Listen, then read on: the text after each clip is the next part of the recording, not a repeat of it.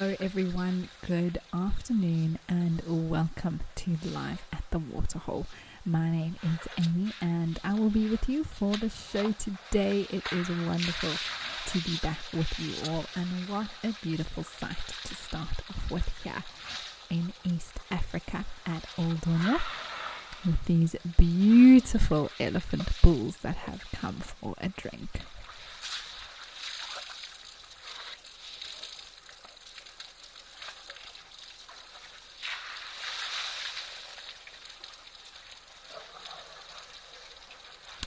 Now remember, as always, that this is a live and interactive show and I would love to hear from you, so please do make sure that you send through any comments and questions that you may have through to us, and the team will make sure that I get them. And you can do so on the Wild Earth website or the app. You can also chat to me in the YouTube chat stream. Just remember to use @FC if you'd like those comments and questions to come directly to me. Or you can join the conversation on X using the hashtag WildEarth. Now it looks like we have a very special visitor here at Oldonyo who I haven't seen in a very long time. Mr. 1 Ton, the elephant bull himself there on the left hand side, and those tusks are unmistakable. Immediately as we arrived, his tusks gave him away, and I did hear yesterday from some of the viewers that he had been seen recently, so I'm very glad that he's here now and he's got some friends with him and they're all enjoying a drink here at the Waterhole.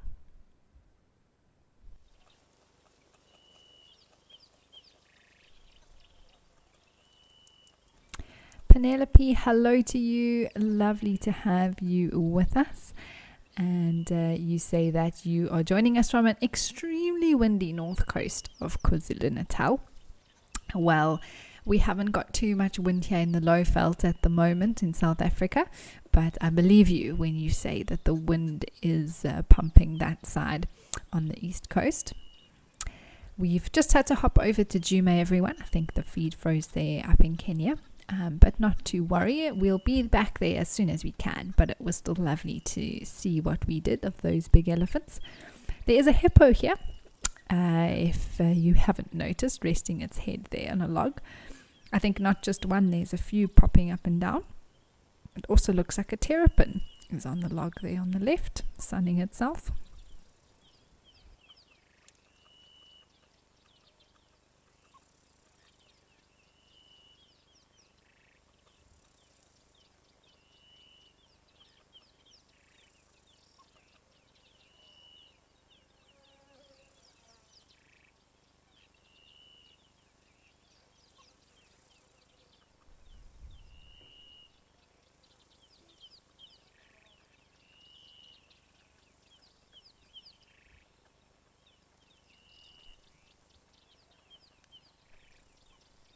Fuzzy Dunlop, hello. Yes, indeed. Thirsty Thursday. And I hope the animals feel the same way today, and plenty of them coming down to the waterhole. I'm hoping to see some giraffe, some zebra. We already started off with some beautiful elephant bulls, but I'd love to see a herd with some babies. That would be great. Maybe a rhino. That would be awesome. Anything really, but maybe some cool behavior, some interactions between different species. But I also hope that you all find this time very relaxing, just like this hippo is looking very relaxed here on this Thursday afternoon.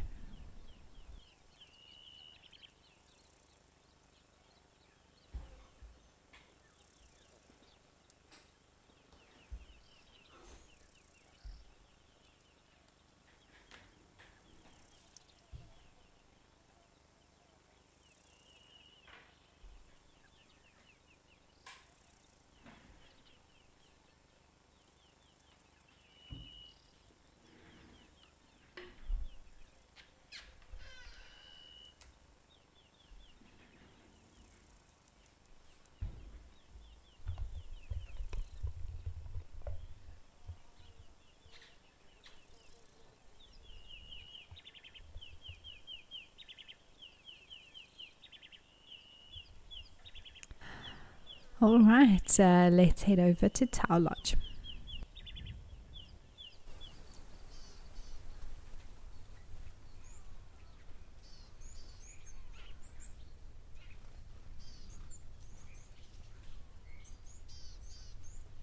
Wow, well, speaking of variety in species, there's the zebra. I was hoping to see warthogs, Egyptian geese, wildebeest, impalas. What a beautiful scene. We never are disappointed here at Tau, I must say. The variety and sort of the greenery and scenery at the moment is really, really stunning.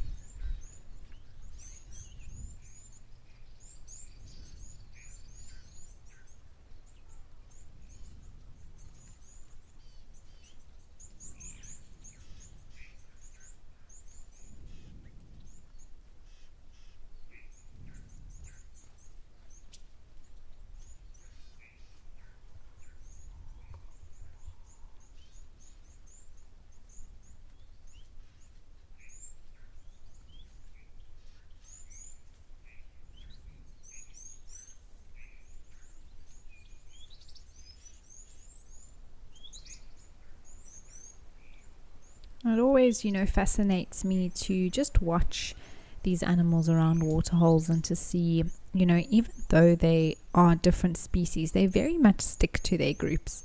You've got the zebras together, the wildebeest together. Impalas sometimes roam individually, but still not too far from each other if they are sort of in an area together. Warthogs always following mom. You can see that little one there. Maybe they're going to come down for a bit of a drink and a mud wallow.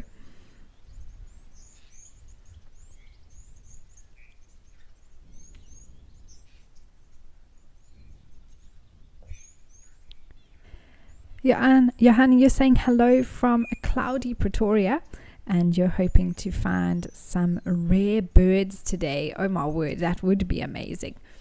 I'd love for us to spot maybe something like a dwarf bittern or maybe a striped crake or African crake. That would be very cool. You never know. Maybe even something not necessarily rare, but just not common for us to see on the watering hole. Maybe something like a Cory bustard. That would be very cool.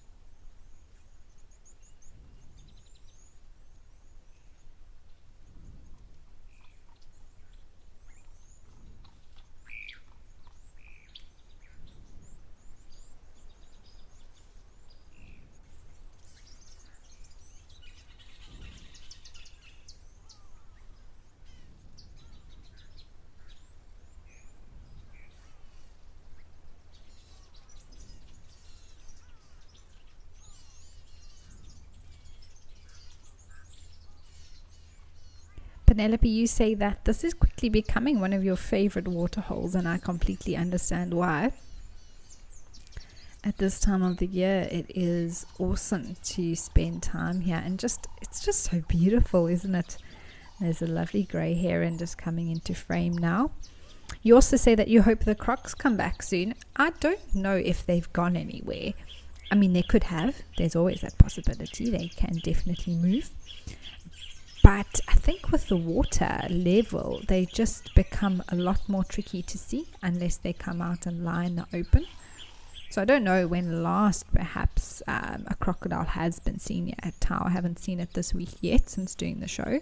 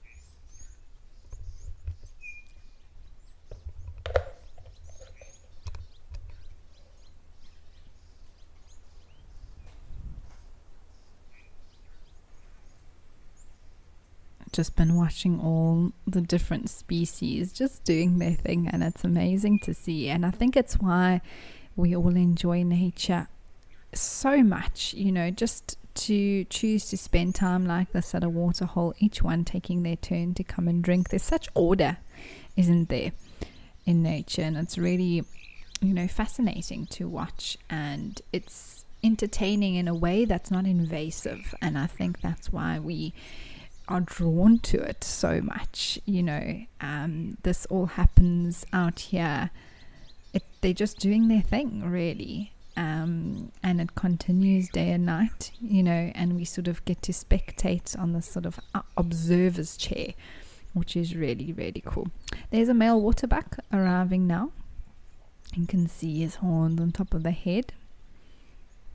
Can't tell if they're very big or not. They're almost full grown, I think. Coloration's a bit tricky with the background. But we do see quite a few waterbuck around Tau. Sometimes actually groups of males together, sort of forming what we call a bachelor herds.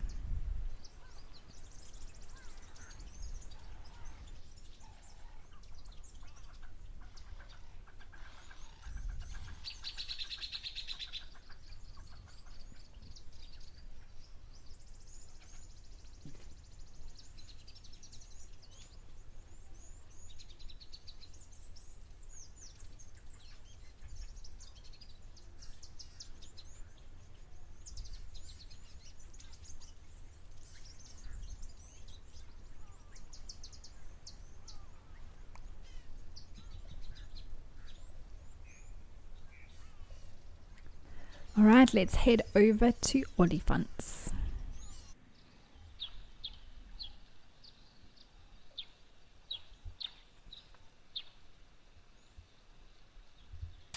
Oh, very cool. I love when we come up to the Olifants River and we have an elephant in the olifants. For those of you who may not know, that olifant is basically the Afrikaans word, one of the local languages in South Africa for elephant.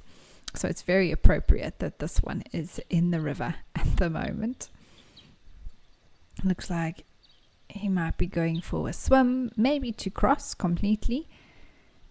It's very nice and full with all the rain, but I don't think it's flowing too strongly that would make it dangerous for it to cross. But I'm sure it's going to assess the situation and maybe just take the opportunity to have a swim.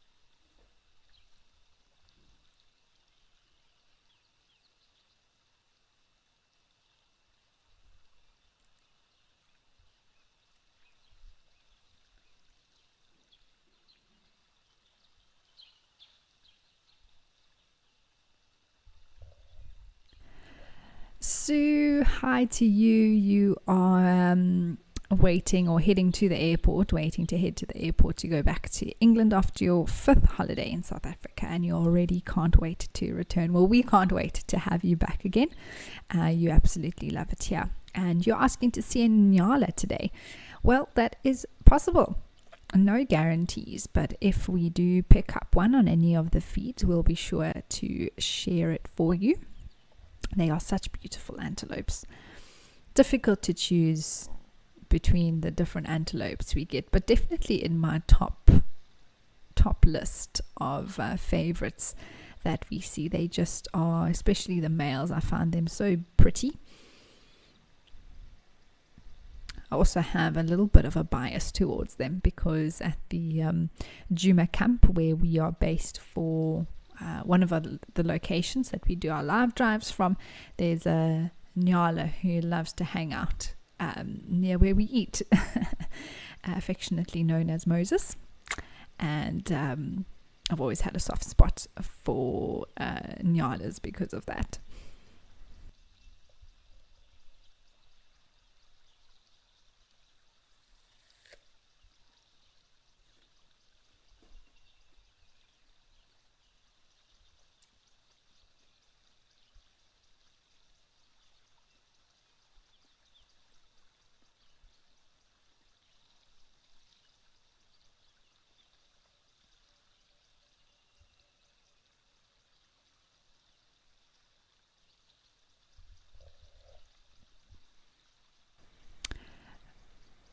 Penelope, you say Olifant's Camp is a family favorite. And yes, there are many camps, lodges, places to stay basically along the Olifants River, but also within the Olifants West Game Reserve, which is actually part of the Greater Kruger. And so it just is, there's so much life around the Olifants River, which then flows from here. It goes further east through the Kruger National Park, and then eventually emptying into the Indian Ocean. Okay, there's a hippo filled with hippos and crocodiles.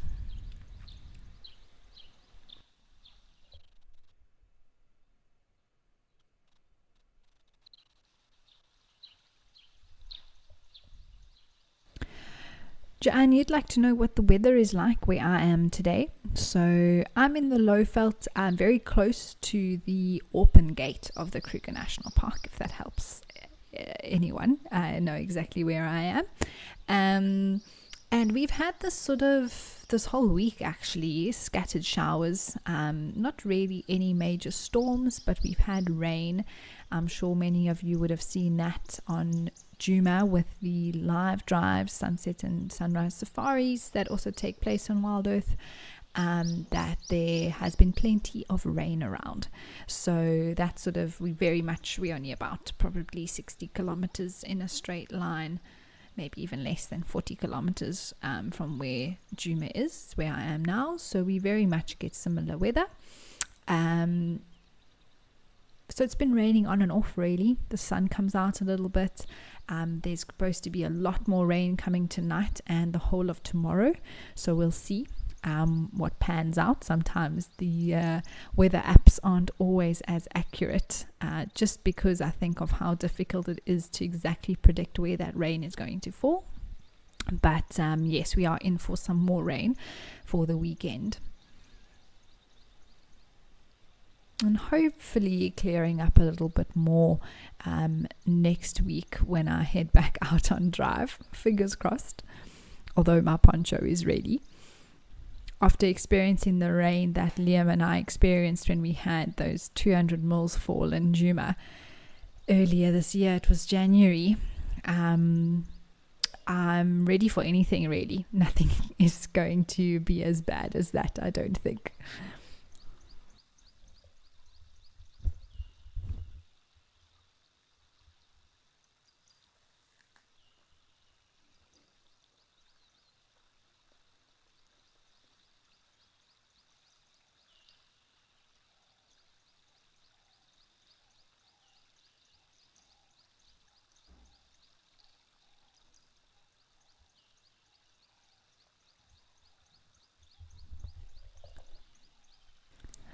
Well, while this hippo wades away, let's head over to Founders.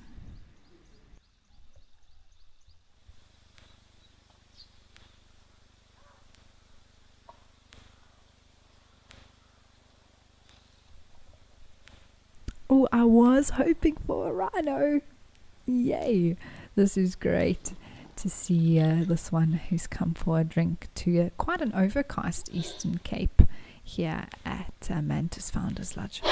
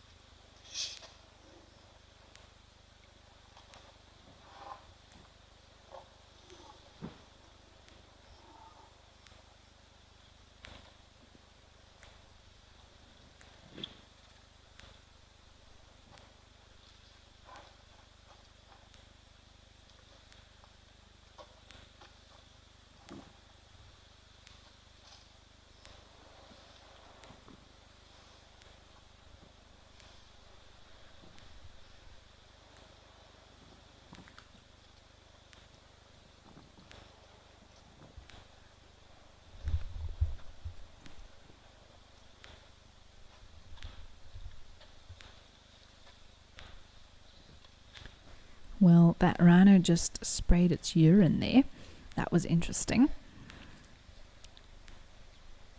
And it was more of a proper spray than just, urination, which may lead me to think that this particular rhino is a bit territorial over this area.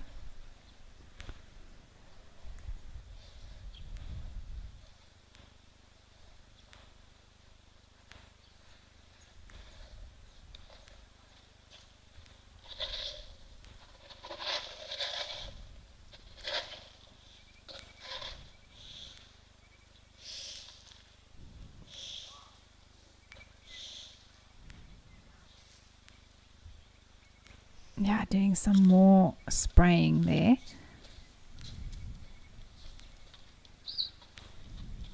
Oh, a little Cape wagtail that just moved past. And I'm so happy that we get to share rhinos here from Mantis founders, that they're comfortable with them being shown, because it just adds so much variety to the show, and being able to learn more about their behavior and share them in order to actually educate more people to be able to protect them. So I think it's a really cool thing. I'm very grateful that we have them as part of the Waterhole show here.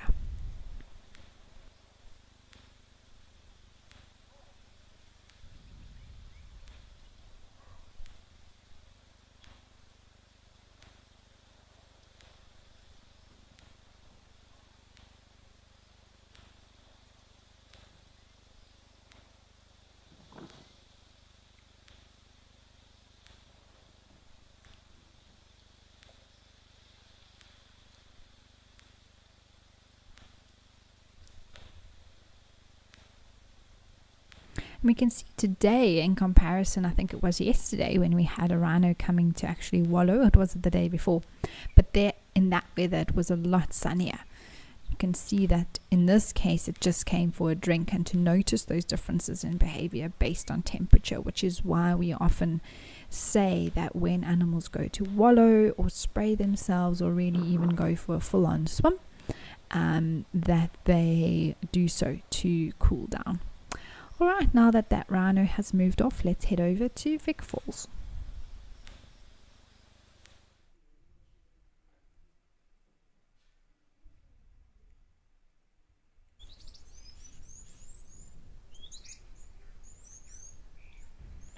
So it is about to be feeding time here at Vic Falls Safari Lodge, part of the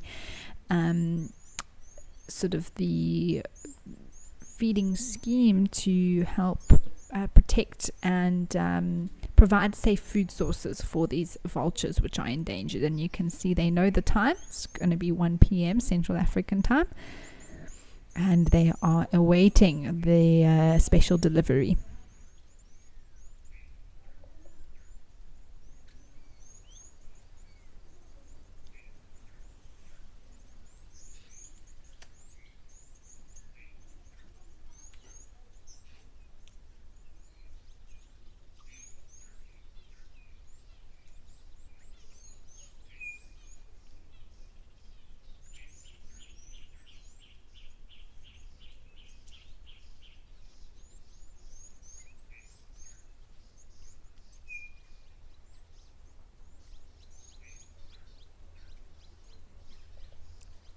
You can clearly see that there are two different species here. One bird that is smaller in size and one that is larger. And the ones that are sort of sitting right by the water, those, and also to the left hand side and closest to the camera, those are all hooded vultures, named after the sort of little hood of feathers that is at the back of their head. And then just further to the right and sort of up top right of the screen are the white-backed vultures.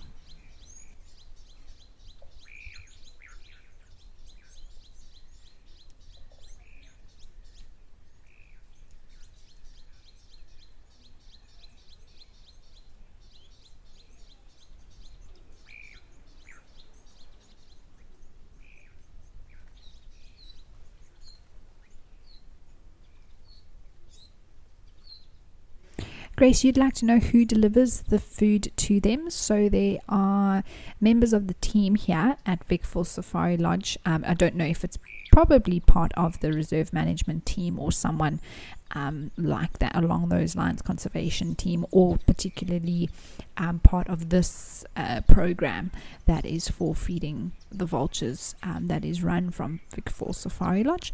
And you'll see most of the time it's a gentleman that comes out, and then he'll put out basically the throwaway bones and carcasses and things like that come from the kitchen for then the vultures to eat.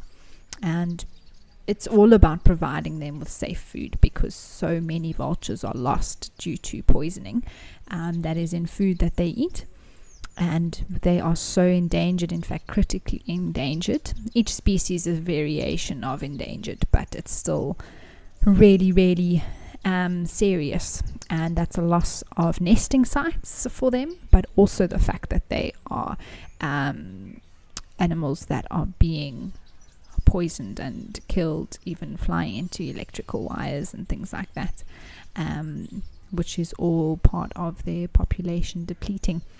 And so being able to offer them safe food that they know for sure is not poisoned is a great initiative to help increase their numbers.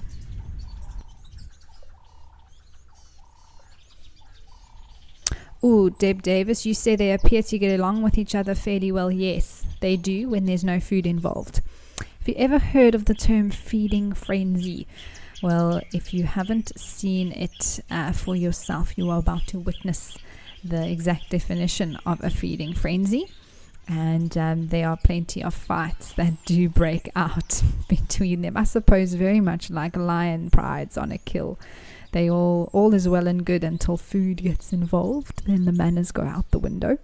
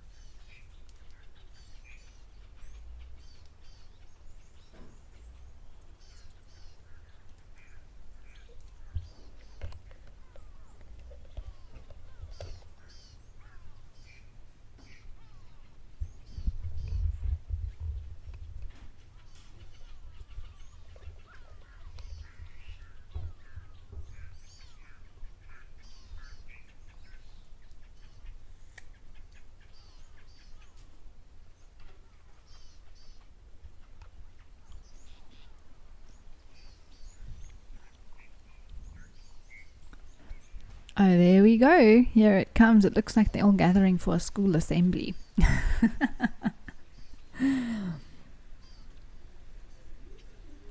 I wonder if he says anything to them when he's getting the food out.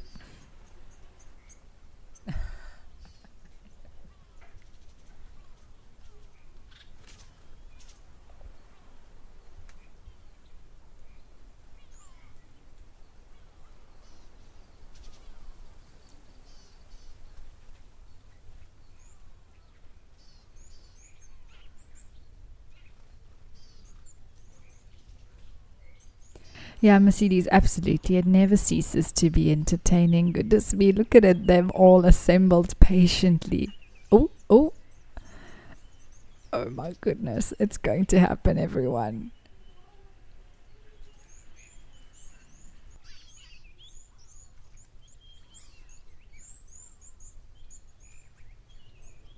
Here we go. Let the chaos begin.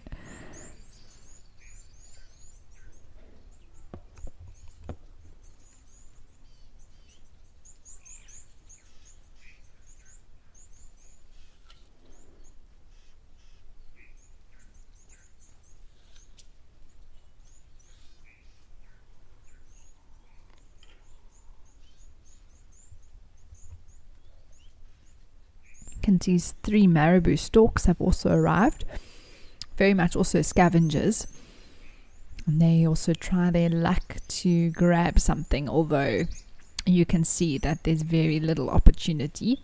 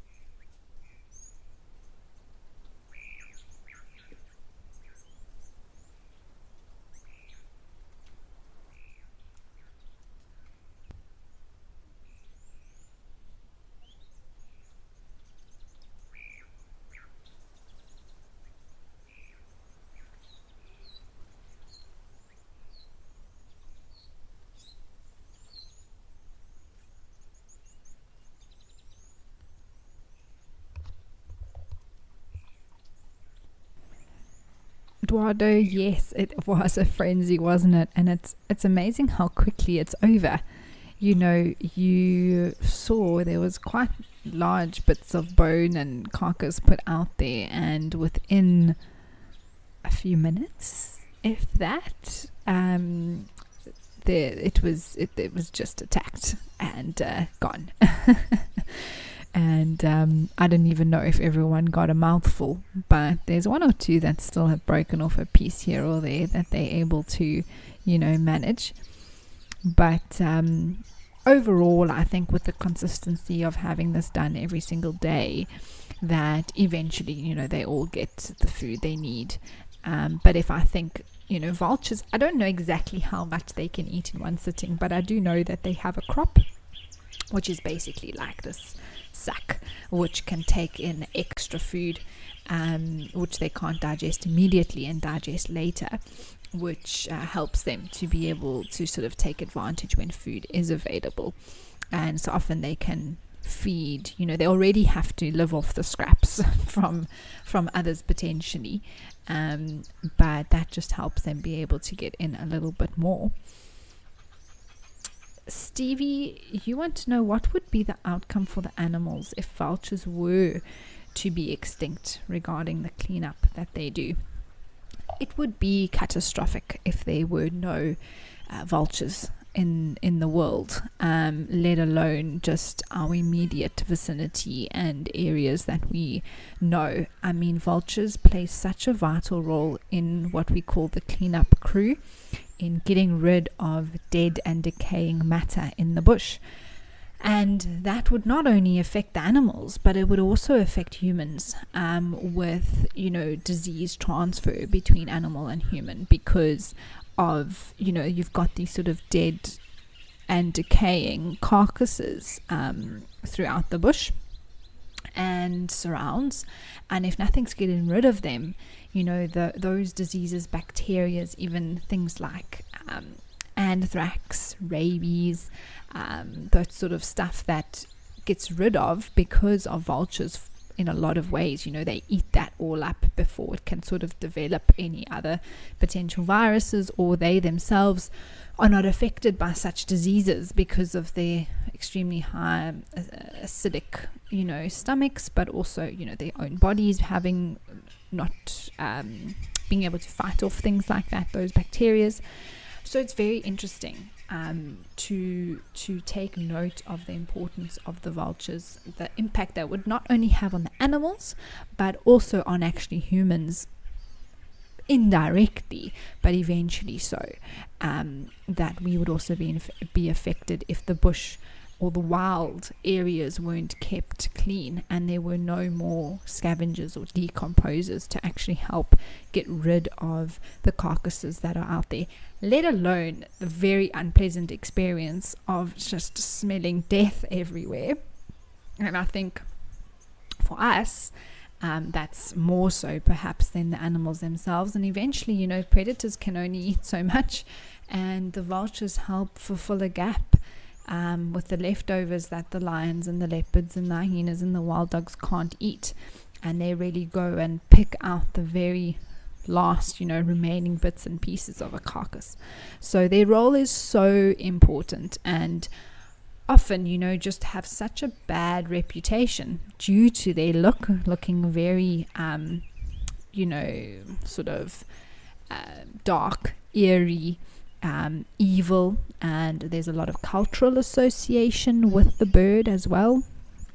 And that leads people to, want to use them for what we call muti, or traditional healing, or lots of different things that they can help with their fantastic eyesight, all sorts of things, which none of that is actually true, but it's all part of what is making this bird endangered. In fact, critically endangered in some species.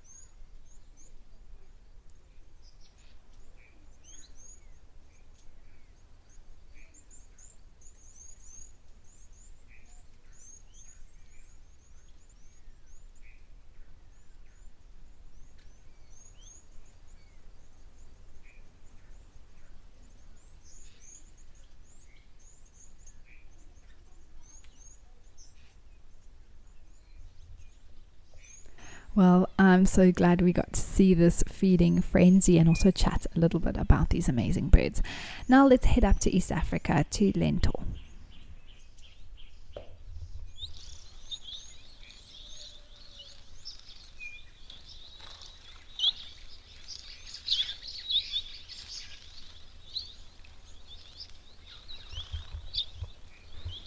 Oh, this is awesome. What a view. Here we have 2 terrapins that have come out to bathe in the sun.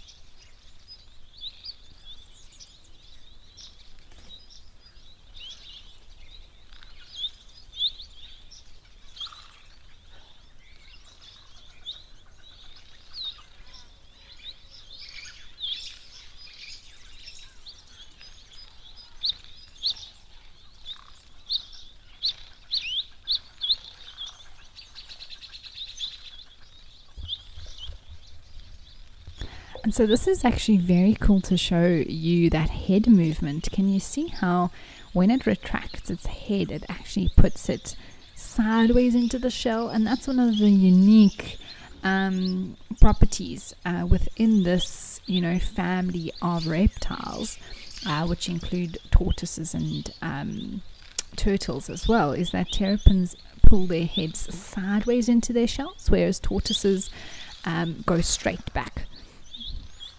And so they have to twist their head to the left or the right to actually get them inside of the shell.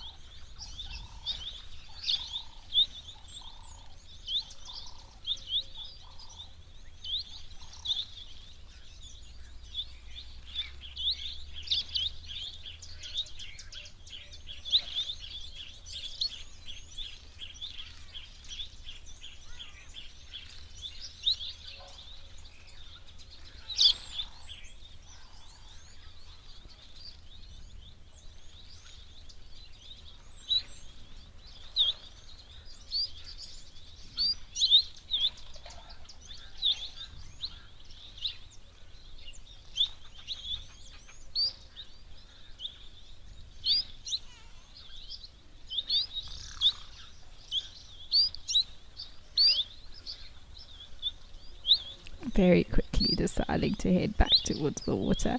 And what makes terrapins unique is the fact that they can, they need to be in water, but they can also move on land. Whereas tortoises you won't find swimming like terrapins, and you won't find turtles walking on land. So it's sort of this unique species that fits right in between the two.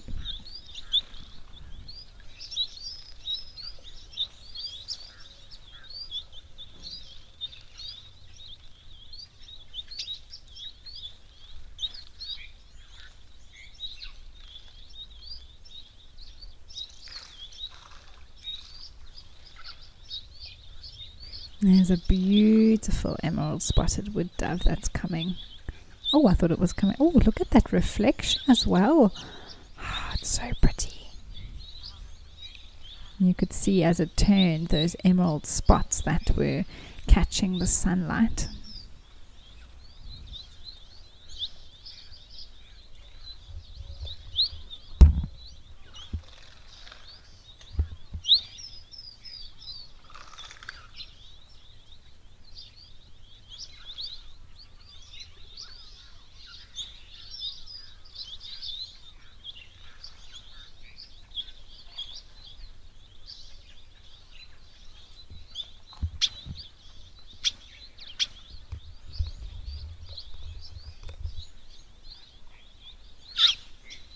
Well, now that the terrapin and the doves have moved off, let's head over to Juma.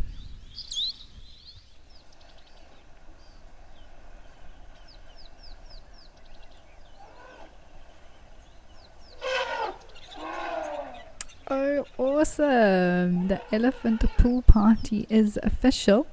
And there's a cheeky one in the back that was chasing a water picnic. Oh, that's awesome. Cheeky of the elephant, and luckily the bird could just run away. But I do find it fascinating how such a small thing can bother such a big animal.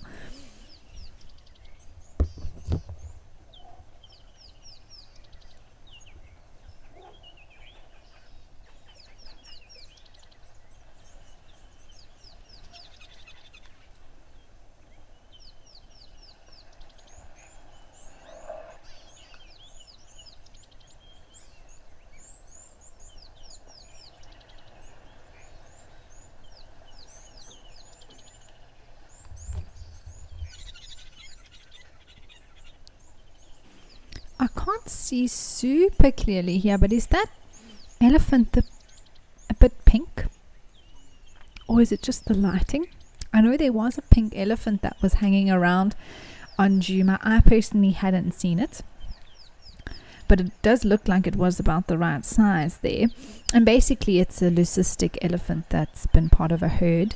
It doesn't have the same amount of melanin, which is the component in the skin that gives it its dark color for all the animals and everything out here really.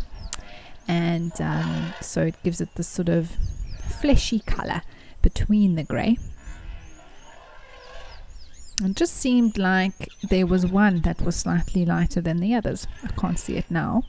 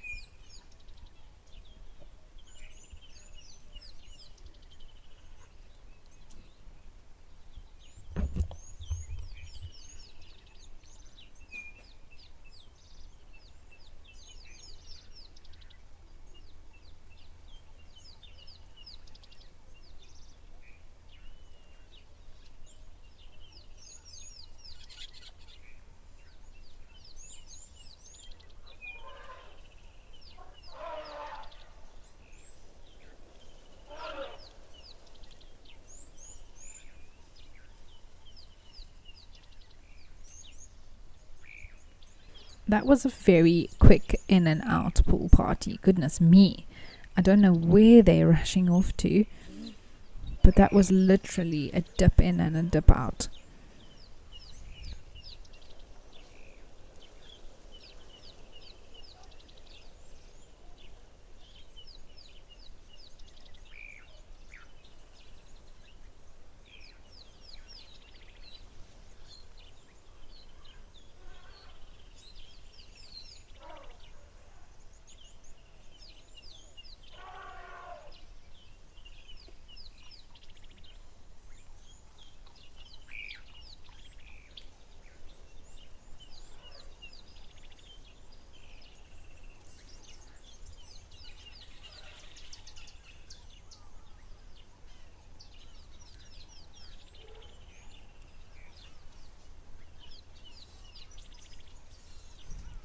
Well, now that they've moved off, let's head back over to Lentor.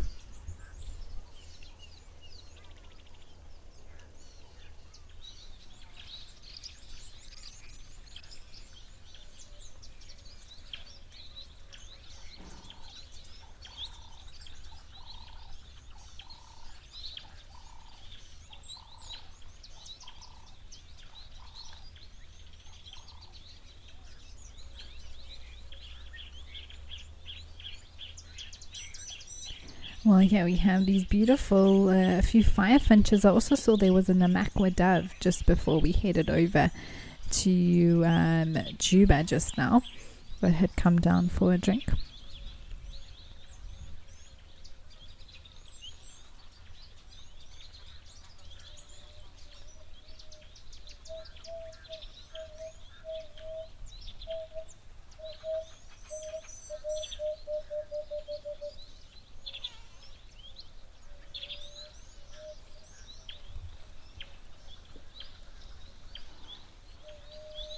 Oh, and you could hear that emerald spotted wood dove calling there now.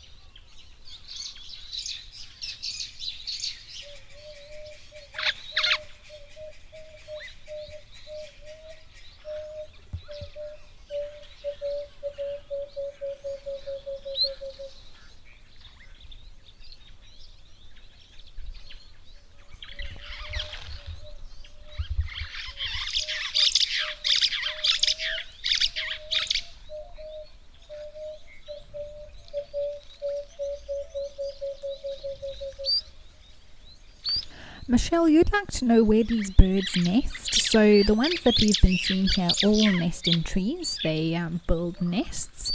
I'm just checking for the Jamison's firefinch if there's any particular species of tree that they prefer, or anything like that.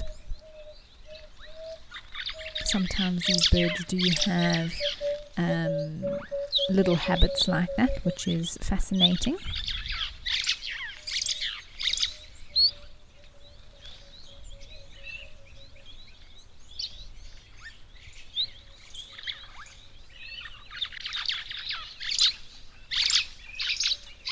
Okay, so for the firefinches, the red ones that we've been looking at, their nests are placed low down in dense vegetation, under grass tusks or under a tree or in a bush clump, among dead plant material, and often is actually along a watercourse.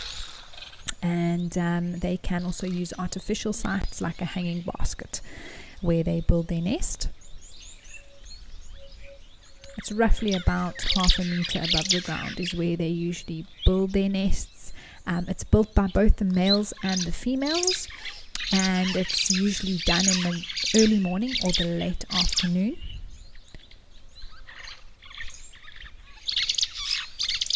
It's oval in shape. It's loosely constructed. It has an outer shell of dry grass and an inner shell of soft grass inflorescences, which is basically the seeds of grasses that they use to line it, and then lined with feathers. And the male may actually add more feathers to the lining throughout the incubation and nesting periods, which is fascinating. So that's where the firefinches would nest, and what their nest looks like.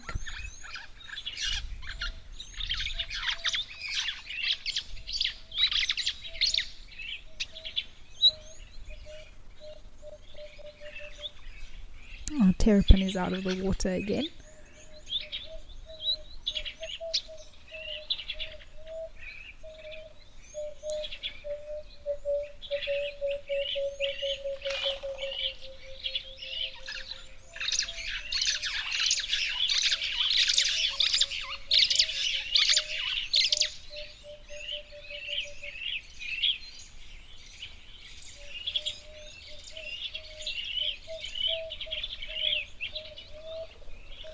Very cool to see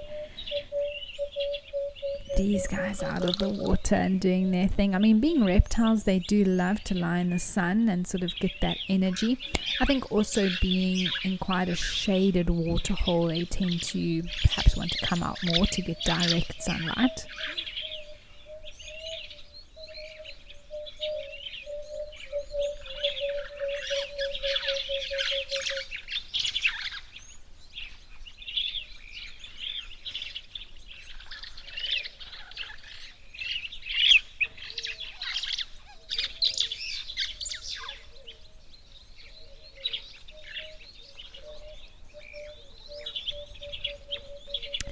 Daniela, you'd like to know if the presence of vultures always means there's a kill nearby. No, it does not. And I think that is a common misconception. Out in the bush or on safari, when you see vultures, you're like, ooh, there must be something dead here. And sometimes there is, but oftentimes there isn't. And I think one of the clues that give me a very good indication if something is actually dead or not is, first of all, if there is multiple species present. So if I see hooded, white-backed, maybe even a lappet-faced or white-headed in the same area, I'll be like, oh, there's something that's here, because each one of those they don't really necessarily hang out together. So when they come together like that, it's often because there's something to eat. And not even that, but sometimes even tawny eagles are around, basileas as well, which also scavenge. So that is also part of what alerts me to that. But often if you just see maybe 4 or 5 white-backed vultures perched beautifully in a tree, they also have to, perch at times. They need to spend the night somewhere. They need to, rest as well. And so they will do so in trees. And often, actually, what's also another interesting observation is if you see them perched in trees with leaves, they usually perch in trees without leaves. Because they want to be able to see and easy for takeoff and landing and things like that. But if you see them starting to perch in trees with leaves, they often do that when that is closest to what they want to eat. Oh, there's a beautiful starling. I've been waiting to see a pretty starling like that. I think that's one of the Hildebrandt or Shelley starlings. Not quite the superb with the extra white stripes. So this is the other species, much darker eye as well. Darker reddy orange eye. So I hope that answers your question, Daniela. The presence of vultures does definitely not always mean that there is a kill nearby.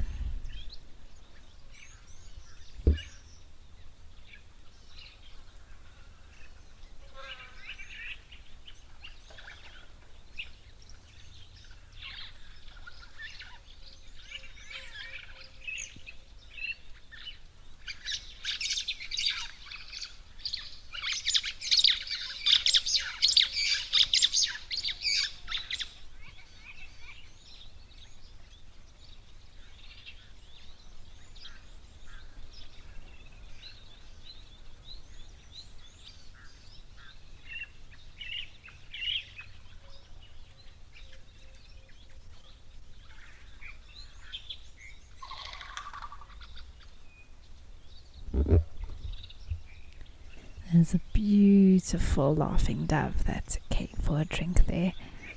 And it's so peaceful, isn't it, doing a little bit of birding? I just love this spot. It's probably the best birding spot, camera-wise, that we have on the show.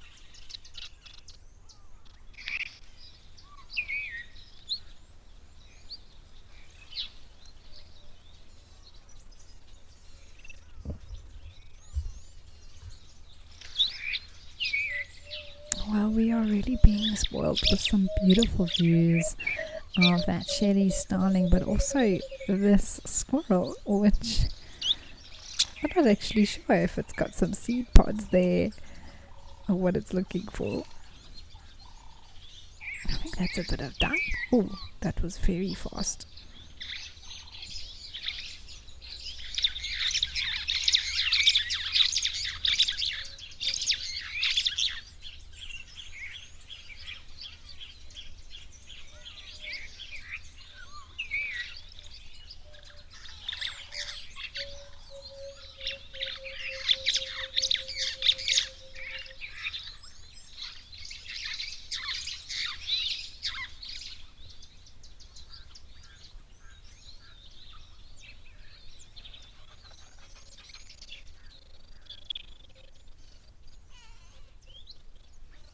There it is.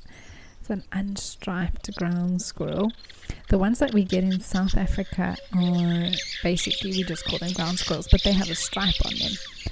And so this one being an unstriped ground squirrel.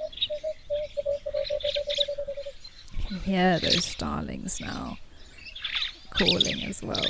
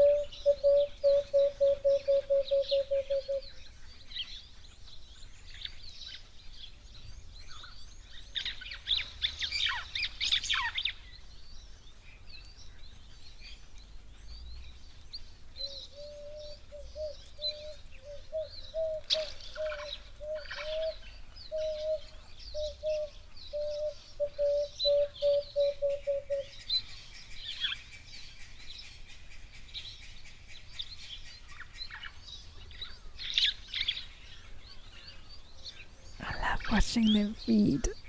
It is fascinating to spend so much time with them out in the open. And there's some sparrows landing there now. Oh, time for a water bath.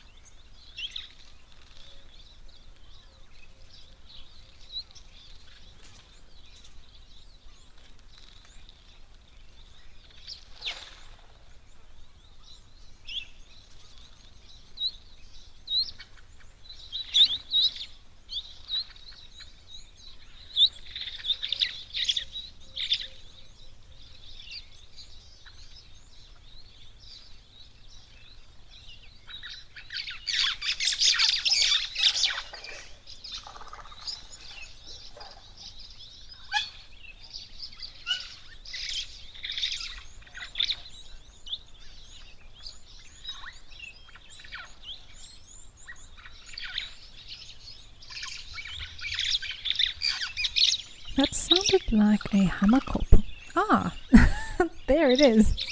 I was like, I just heard a hammerkop call. I don't know where it is, but it's close by. We were talking yesterday about possibly seeing a hammerkop, and there it is. We do see them here up in East Africa as well.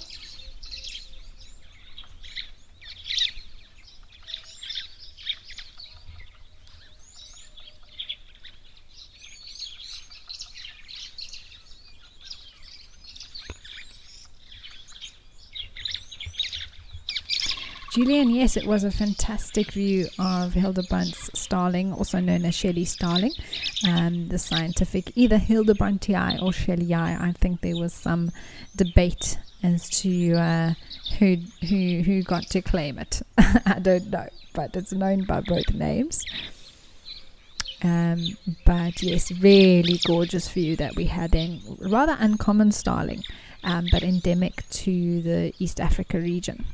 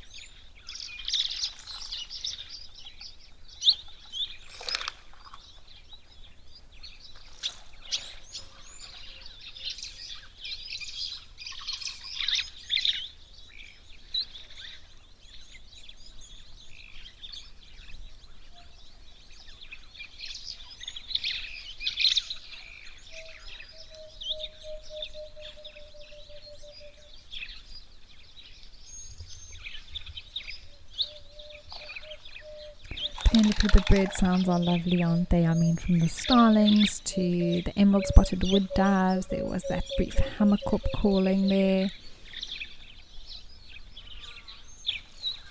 It's very calming to just listen and watch, even if it is some of the smaller things.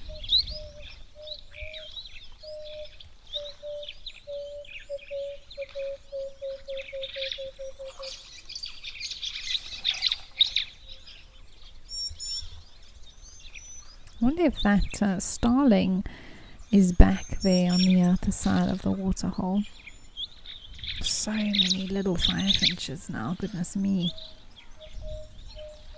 Oh, and sparrows.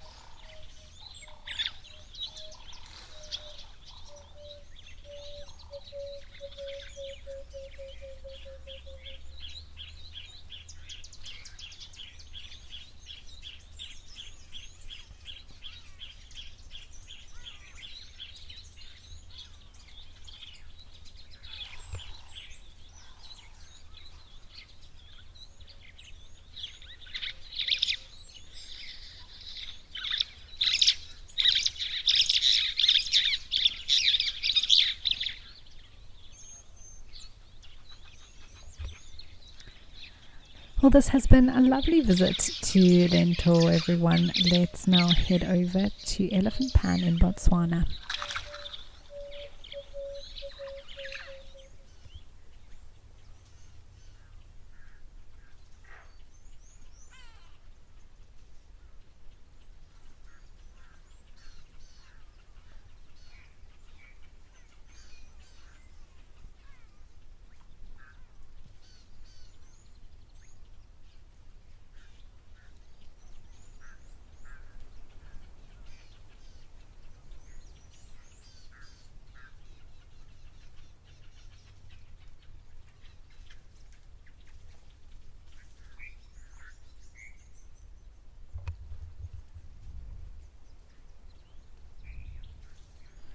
So this used to be known as Hyena Pan here in Botswana, but I think very appropriately having changed the name to Elephant Pan because of just how many elephants we see here and exactly what we're looking at the moment, and what a beautiful location this is, and how wonderful to see these elephants coming for a nice relaxed drink this afternoon.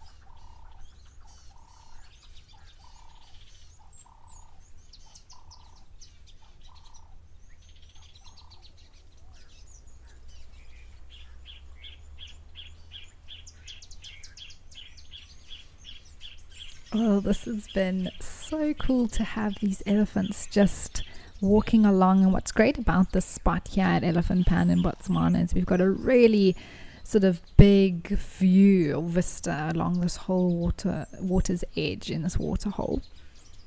Yeah, and computer enthusiast, it is tranquil, isn't it? And Spas, you say nothing better than some elephants at Elephant Pan for the afternoon. It is just the best.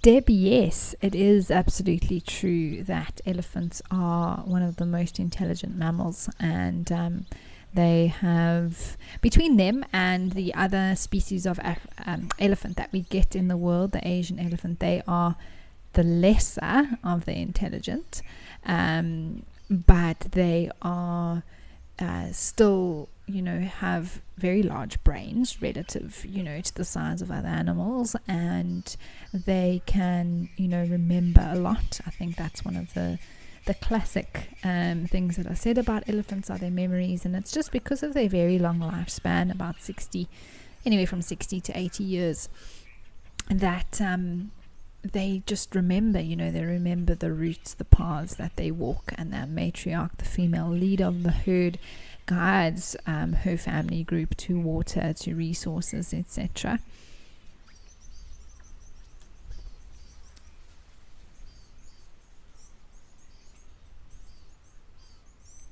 And also their emotional intelligence. I think that they can pick up on sort of the state of each other very quickly, but also as a guide, having guests on my vehicle, that is part of what I think elephants can pick up on your energy, on, whether you're scared of them, whether you're very comfortable.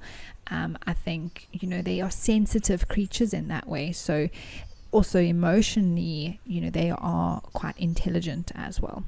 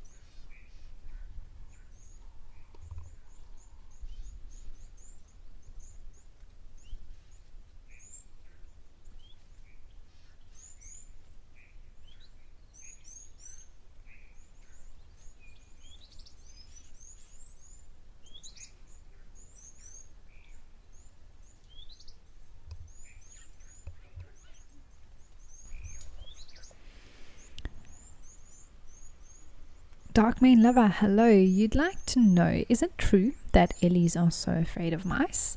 No, it's not true. It is more of an urban myth, a legend that's been used in stories to, sort of get a reaction. It's quite entertaining thought to think something as big as an elephant is scared of something as small as a mouse. But I think, these sort of myths or legends do sometimes have a grain of truth in them. And elephants are sensitive. I mentioned that earlier. And one of the things, they have okay eyesight. They can't always, see, I would say, as well as what, we can, especially depth perception with being forward facing compared to them with sort of side angle view. And they get a fright easily. They also can be very sensitive and unsure of what is around them. So if something small, even the size of a mouse, had to quickly scamper across some dead leaves or make a noise that they weren't sure of, they might react, but they're not afraid of the mouse in terms of that they perceive it as a threat or anything like that. I mean, we've seen some cheeky young Ellie bulls chase blacksmith lapwings or water thickneys, not because they're scared of them, but because they just want to sort of show how strong they are to sort of a foreigner, I suppose.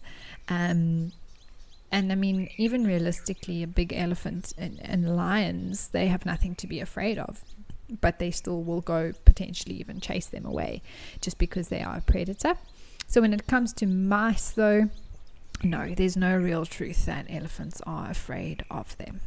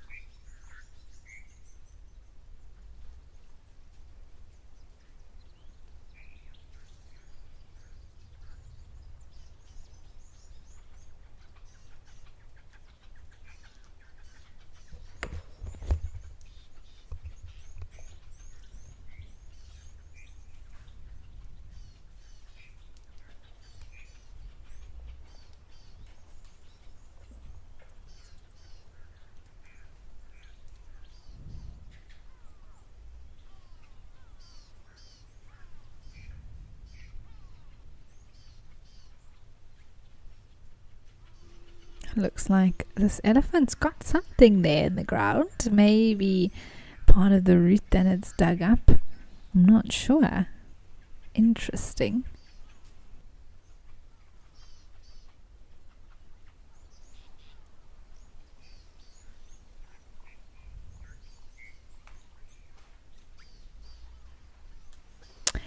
Penelope, yeah, I agree with you. You said it's hard to remember the skeleton trees here in winter. I mean, every single tree that we're looking at was completely bare.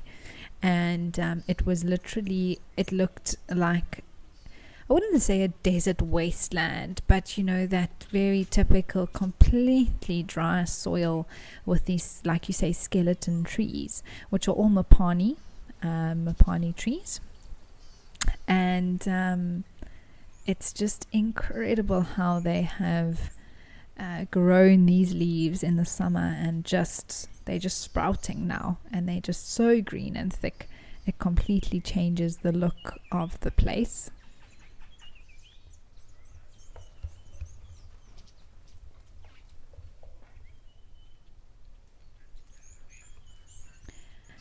And mapanis are amazing trees. I don't think they get enough credit. They are trees that I actually spent a lot of time in the beginning of my guiding career having to learn about, because on the property where I was based on Ngala, which is here in the Greater Kruger, we had a lot of mapani trees in the northern section of the reserve.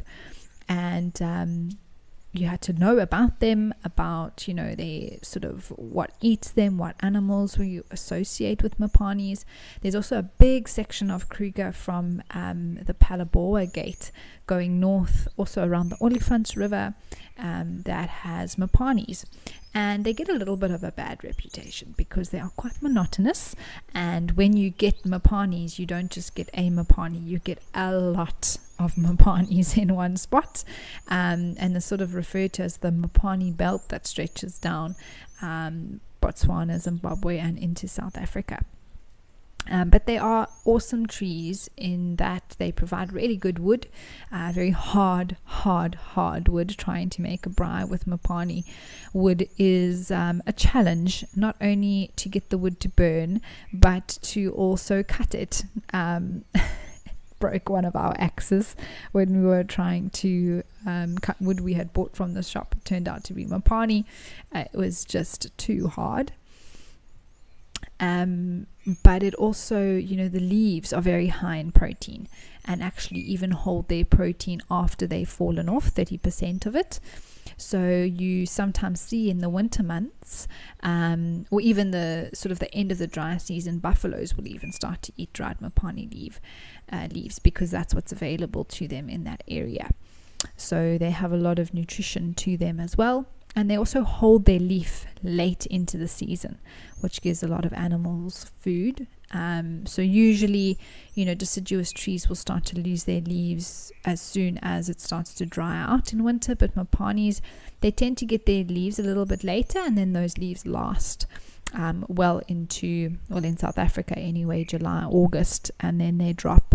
And you sort of have this beautiful time, I think in August, September, in the Kruger Park, where everything around the Palaboa Gate just turns, it's like autumnal, very much. If I think of parts of Canada or areas with those beautiful maple leaves and things like that change in autumn to the orangey red color. Very much in North America, that's what I associate with in autumn. And these mapani trees actually do a very, very similar thing, but not so much autumn, more actually end of winter into spring.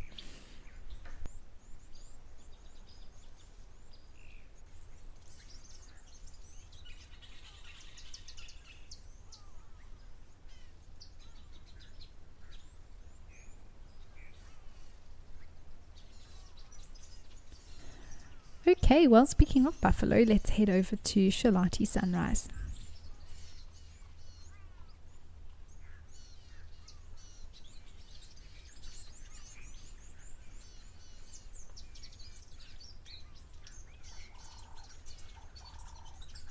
Oh wow, they look super comfortable in the middle of the Sabi River. How awesome to be able to show you some buffalo today. Not always something that we get to add to our waterhole shows.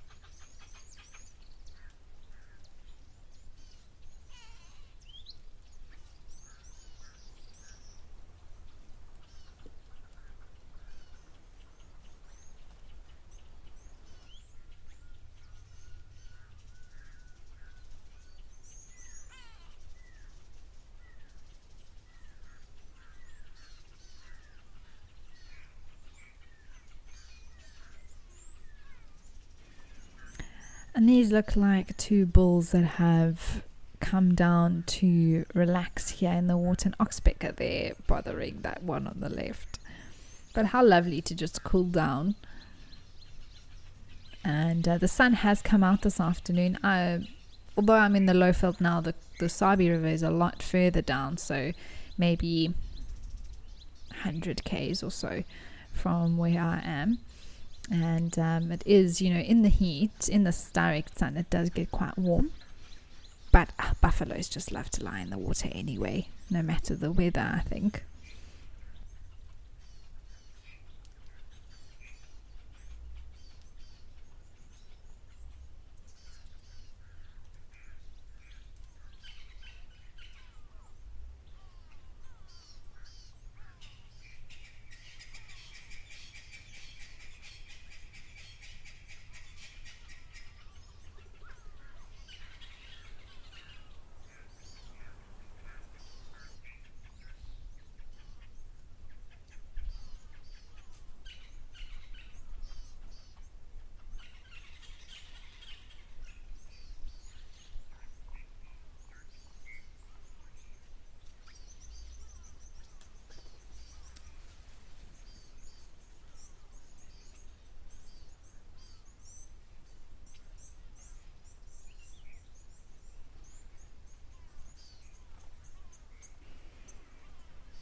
We do tend to see these buffaloes quite a lot. I think these two, although I haven't spent enough time with them to say for sure it's always the same two, but we do tend to see two buffaloes here from Shalati quite often in the Sabi River.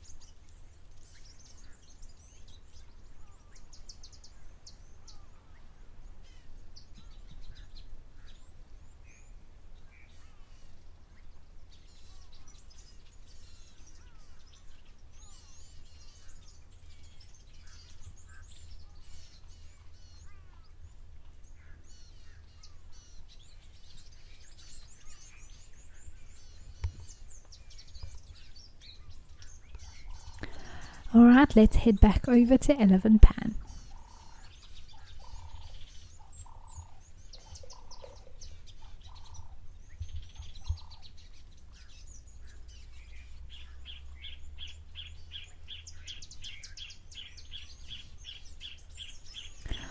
Okay, this elephant now has a little bit of a shorter trunk. You can see how it's missing its tip really. Quite a chunk of it is actually off, but she seems to be fine, even has a calf. So definitely all the other parts of this elephant's life seems to be okay. But we do see it quite often, unfortunately, elephants with stumpy trunks, and often when it's a clean cut off like that, it's often to do with snares. Elephants are very curious, and they may smell something or investigate, and that snare will then close over and injure the elephant's trunk. But most likely, in these protected areas, if something like that is seen, then the reserve management steps in and they can dart the elephant, get the vet in and remove and help heal that, the trunk, which elephants are capable. You can see her actually using it to drink there. I've seen elephants with almost no trunk entirely, so they can't even use it to drink or feed with, but they still manage to survive. So they are so resilient.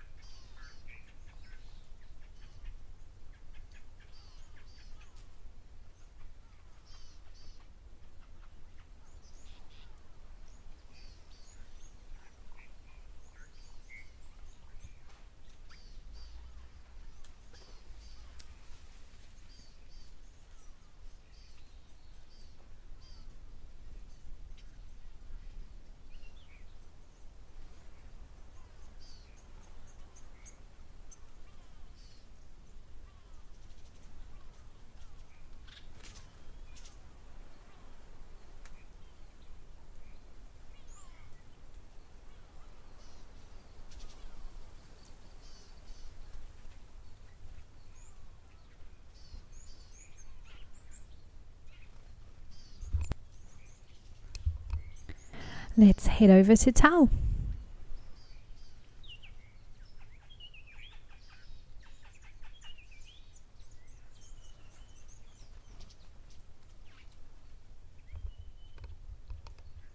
Well, still in the theme of elephants today. And it's awesome to see the herds now coming down to drink. And it's amazing now that we've been doing this, well, I've been on the show for a few days in a row, to notice the cycles that we see with these animals sort of arriving at similar times. I've noticed the elephants at Tal were here at a very similar time yesterday as well. There's a heron in the water there, I think trying to be as invisible as possible before it's chased off. We'll see how long it lasts.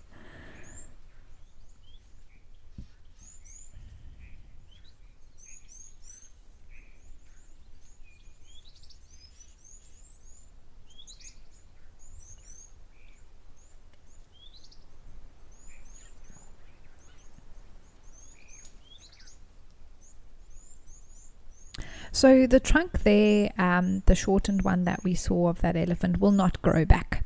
So if you think of even us as humans, if we have a chunk of flesh taken out, whether it's from an accident or an animal attack or anything like that, it won't grow back. So that is forever lost, and they don't regenerate that tissue in the trunk.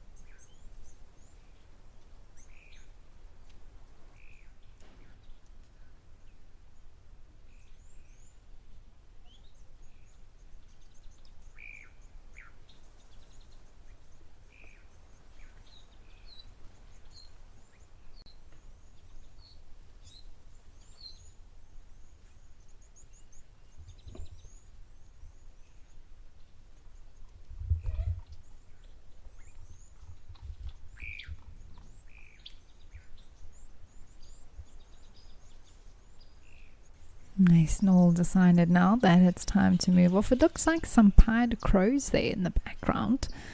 They're sitting around that rock. Not something we see on the show too often. But wow, a lot of elephants. I would say at least there was about 30 of them.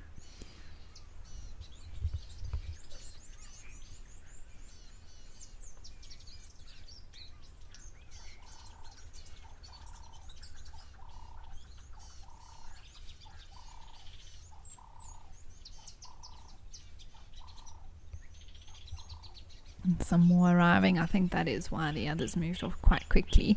This heron is also busy hunting intensely here.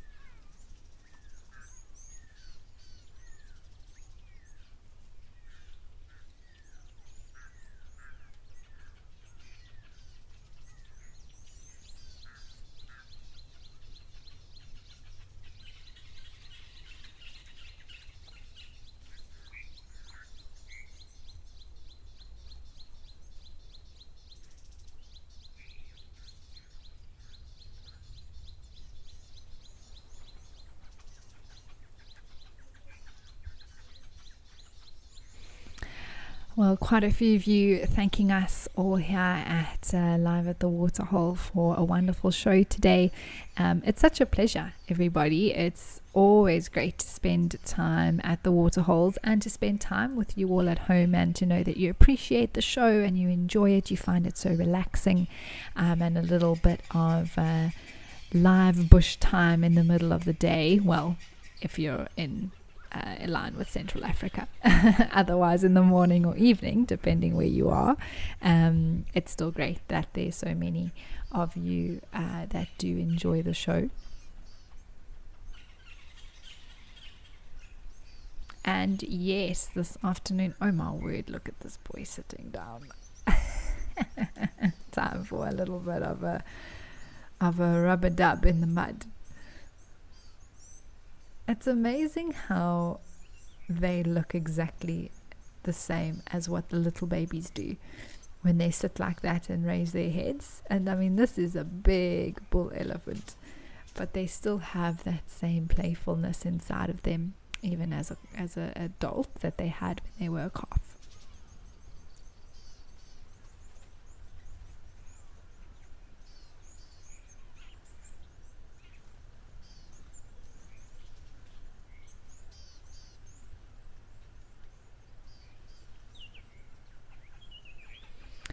And yes, this afternoon later on there will be a live sunset safari, so make sure that you stay tuned here to Wild Earth. Deb, it's such a pleasure. I'm so glad that you enjoy having me on the show, and I will be back with you for tomorrow's Valentine's edition of Live at the Waterhole. Not that anything different's going to happen, but we can always hope that maybe we get something interesting to do with elephant or animal in general behavior that may tie into Valentine's Day.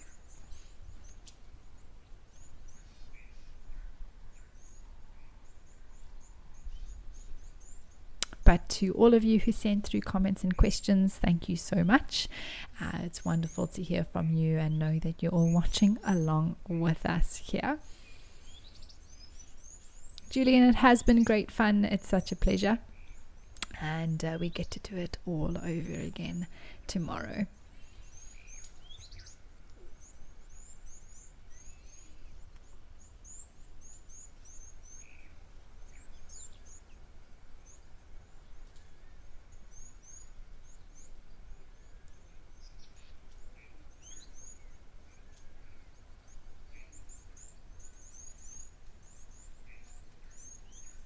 What a wonderful way to end off the show here at the beautiful Tower Game Lodge in Madikwe, with an elephant roaming off to head off to feed now this afternoon. Once again, thank you so much, everyone, and I'm looking forward to joining you again tomorrow for Live at the Waterhole on Valentine's Day. Keep well, and we'll see you all again soon.